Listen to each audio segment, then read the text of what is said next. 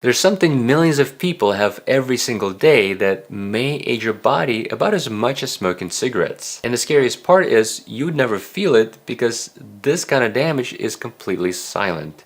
And we're talking about inflammation. And it's not the kind of inflammation that we get from a sprained ankle or an infection like a pneumonia. What I'm talking about is the slow inflammation that smolders in the background for years, driving things like heart disease and diabetes, cancer, and even dementia. So in this video, I want to walk you through 5 of the worst foods that feed that kind of inflammation, and on the flip side, what to eat instead. And I want to start with probably the most controversial one, the one that everybody's fighting about, and that is seed oils. And spoiler alert, the honest answer there isn't as simple as the internet makes it sound.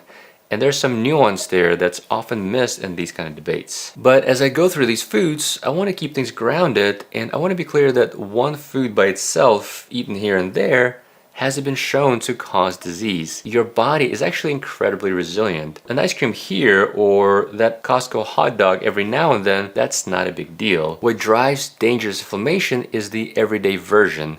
The same foods most days for years. So this isn't about never again, it's about less often and what to reach for instead. And one important thing I want to emphasize is some of the worst offenders on this list are sold to you as healthy, so it's very easy for them to slip in and become part of the routine. Alright, let's talk about how to approach seed oils. This food causes endless debates, and just like with anything in life, the truth is somewhere in the middle, and there's quite a bit of nuance there. And by the way, if you're new here, I'm Dr. Leonid Kim, and I'm a double board certified physician, and on this channel, my mission is to give you the science and the practical tools to not only live longer, but to feel better today. And as always, even though I'm a physician, I'm not your physician. So please talk to your doctor before making any changes to your health regimen, because this video is educational only and not medical advice. Now, here's a very prevalent myth that we need to unpack. Seed oils are toxic, or linoleic acid is inflammatory. Canola and soybean oil are poisoning you. But is that actually the case? So let's look what the latest evidence actually shows. And by the way, linoleic acid is just the main fat in seed oils. It's an omega-6 fat. And the data on this is pretty strong. So there was a meta-analysis of 30 randomized control trials that found that higher linoleic acid intake did not increase any inflammatory markers. So it didn't increase things like TNF-alpha or IL-6 or MCP-1. And then pooled data from 16 studies showed that CRP, another name for that is C-reactive protein, which is just another marker of inflammation, did not go up with normal intake. Now here's the part that is true. If you heat any oil over and over, like the fryer running all day at a restaurant, and it breaks down into harmful compounds. But that's a reheating problem, not a seed oil problem. But this is why some people recommend using butter or beef tallow, because we have studies that show that using animal fats can produce fewer toxic byproducts during the heating process. So why do people feel better after cutting out seed oils? Well, think about where many people live. Chips and fast food, fried stuff, packaged snacks. If you cut out seed oils, well then you're really cutting all of that out, and that's what makes you feel better. The seed oil was just along for the ride. It's a bystander at the scene and not the one who did it. So the swap. At room temperature for salads, I recommend reaching for extra virgin olive oil. It's rich in polyphenols that support the growth of good bacteria in your gut. And for higher heat cooking, avocado oil or butter hold up pretty well, and ideally we try to limit the deep fried foods whenever we can. And that raises a bigger question, because seed oils often ride inside ultra processed foods, and everybody says you gotta cut those things out. We want to limit our ultra processed food intake. But what does that even mean, and which ones actually matter when it comes to inflammation? And that's food category number 2 that I want to talk about, but we need to get more granular. Because the term ultra-processed food is almost too broad to be useful. It throws a plain tub of yogurt into the same bucket as a gas station donut. So instead of worrying about the label, we need to focus on the ingredients that actually have evidence behind them. And for the gut, there are 2 that really stand out. And unfortunately, they like to hide in the foods that often sound the healthiest.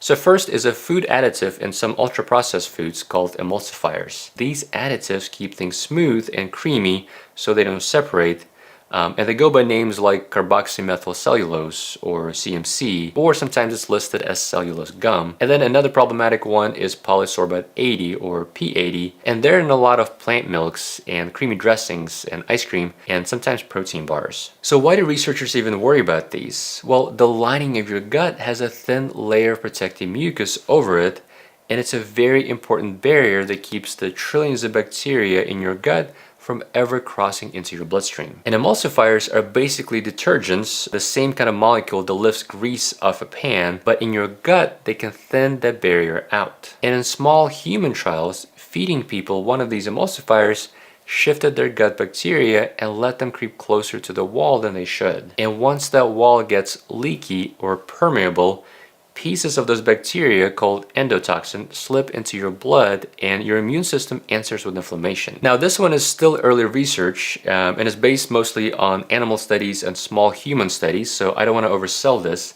but this signal is real enough that we have to pay attention. So the move here is simple and you don't need to memorize any chemistry, just flip the box over and scan for a couple of names like cellulose gum or carboxymethylcellulose or polysorbate 80 or P80, and know that those things tend to hide in the ultra creamy, long shelf life stuff. And a good rule of thumb is the closer a food looks like to something you could have made in your own kitchen, the fewer of these you'll find. So plain dairy or a simple soy milk that you made at home, or a dressing that's mostly olive oil, or a homemade ice cream that's basically cream, milk, and sugar, or a sugar substitute or a sweetener, which we're actually going to talk about in just a little bit, is still better than most things you can buy at the store. And the second additive in the ultra-processed food space is artificial sweeteners, which I just mentioned. And this one is tricky because going sugar-free sounds like the healthy move, and in most cases it is, but it's not all harmless. There was a randomized control trial of 120 people where two of the most common substitutes,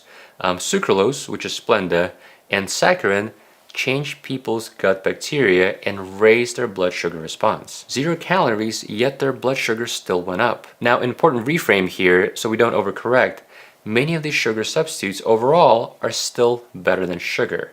We just don't want to treat it as an everyday thing. And personally, my current favorite substitute, and that's what I've been using for the past several years, is allulose. Because based on the latest research, it may actually have anti-inflammatory properties. I actually made a separate video about allulose a few years back if you want to check it out, and I'm planning on making a new one with updated research and safety data.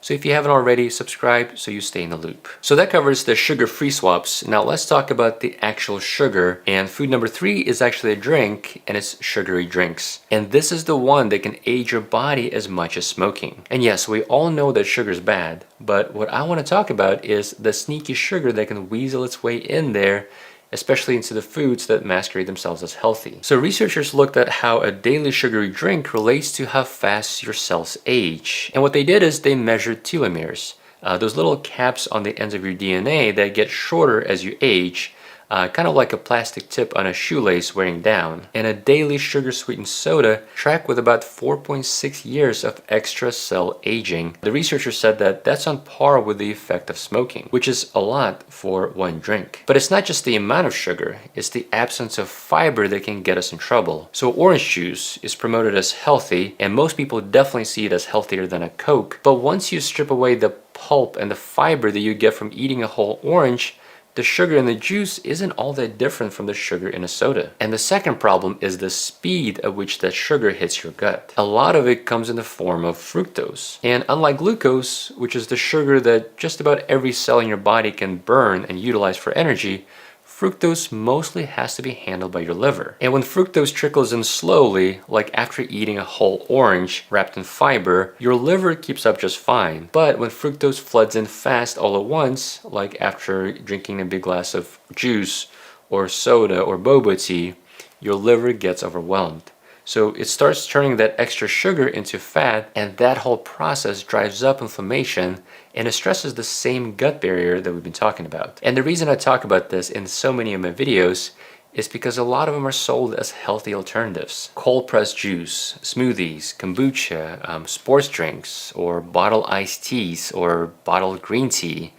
Some flavored oat milks. The front of the label may say wellness, but the sugar load says something else. Now once again, one boba tea is not a big deal, It's only a problem if it's a pattern. And if you want the fruit, well, you eat the fruit and get the sweetness and the fiber that protects you. Which brings us to food number 4, and it's processed meat. So we're talking about things like bacon or hot dogs and deli meat, sausage, salami. And I want to be precise here because there's a real signal and then there's a lot of nuance. The strongest evidence when it comes to processed meat revolves around cancer. The World Health Organization's Cancer Research Agency reviewed hundreds of studies, and they put processed meat in group 1, which is their highest certainty category for things that can cause cancer in people, and specifically colorectal cancer. And for every 50 grams of processed meat per day, which is about 1 hot dog or a few slices of deli meat, that was tied to roughly an 18% higher risk of cancer. Now, I want to be careful with the phrasing and the definitions here, because saying something is in group 1 scares people the wrong way. Group 1 as a category is about how sure we are there's a link, not how big the risk is. Smoking is also categorized as group 1, but that doesn't mean that a hot dog equals a cigarette. It's a difference between a bee sting and a snake bite. Now, I'd rather avoid both, but they're not the same size problem. Now, when it comes to inflammation specifically, big population data does link more processed meat intake to higher markers. Now, some of that can be explained by body weight. If you account for body fat, a good chunk of the signal shrinks. So I don't want to overstate this and tell you that processed meat is torching your gut. The cancer data is the stronger reason to keep it low. And again, a Costco hot dog once a month is not a big deal. It's the daily intake that gets us in trouble. And by the way, I know this is the second time I'm bringing up Costco. I am not sponsored by Costco. I just recently listened to a Acquire podcast on Costco, and I've been blown away by their history and their mission. What an amazing company. Oh, and I love their $1.50 hot dogs. I wish I could eat them every day, but I know I can't. All right, back to the science. Processed and unprocessed meat are not the same risk, and it's worth separating them. The group 1 label is for the processed stuff, but plain unprocessed red meat lands in a different category.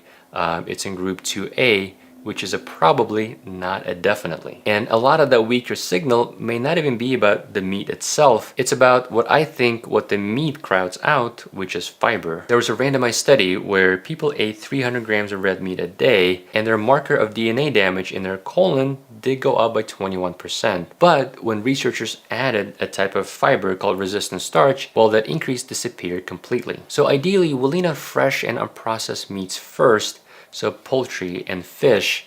And if you do reach for red meat, we want to keep it as unprocessed as possible, and we want to pair with fiber. Just that one habit changes the whole picture. And that brings us to the last one. Food number 5 is alcohol. And this is the one that people are most convinced is actually good for them. How many times have you heard a daily glass of wine is good for the heart? It's even part of the Mediterranean diet, so it must be fine, right? Well, it's not as straightforward. So the largest analysis of alcohol and health ever done, published in The Lancet, looked across 195 countries. And their conclusion, in their own words, was that the amount of alcohol best for your own health is 0. Now, why do we believe the wine thing for so long? Well, a lot of the older studies compared drinkers to non-drinkers.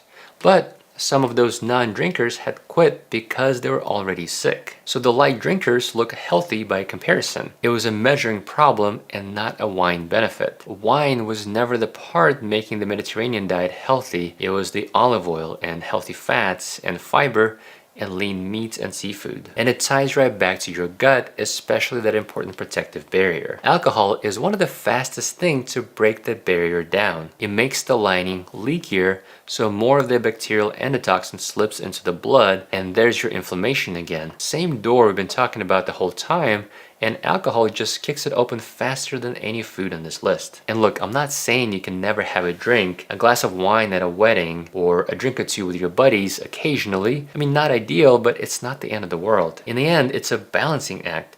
But what I want to emphasize is to let go of this idea that alcohol is helping you. So if we step back and look at what all 5 of these have in common, seed oils riding inside fried junk and fast food, emulsifiers and sweeteners tucked into healthy packaged foods, sugary drinks, and processed meat, alcohol, almost every one comes down to the same story. They wear down that gut barrier and let the fire keep smoldering. So the pattern that we see over and over in our modern food environment is taking real food and stripping out the fiber, concentrating the sugar, adding sweeteners, and making it incredibly easy to overeat. And then a lot of companies put health buzzwords on the packaging like high protein or no added sugar, so it feels healthier than it really is. But real food comes with built-in breaks.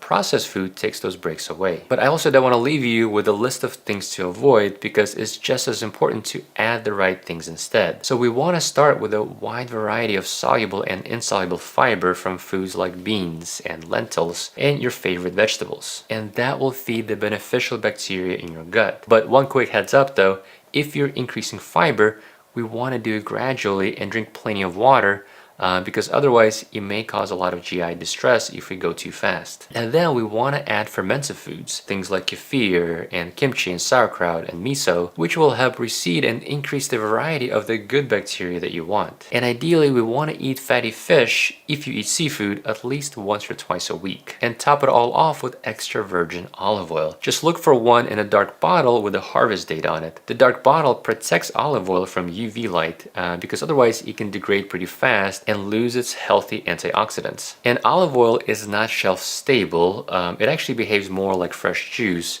So you want to consume it within at least 18 months from harvest, and the earlier the better. And over time, that's what helps your gut, and it will help you bring down the inflammation and put out that smoldering fire. All right, I hope this was helpful. Stay healthy, and I'll see you in the next one.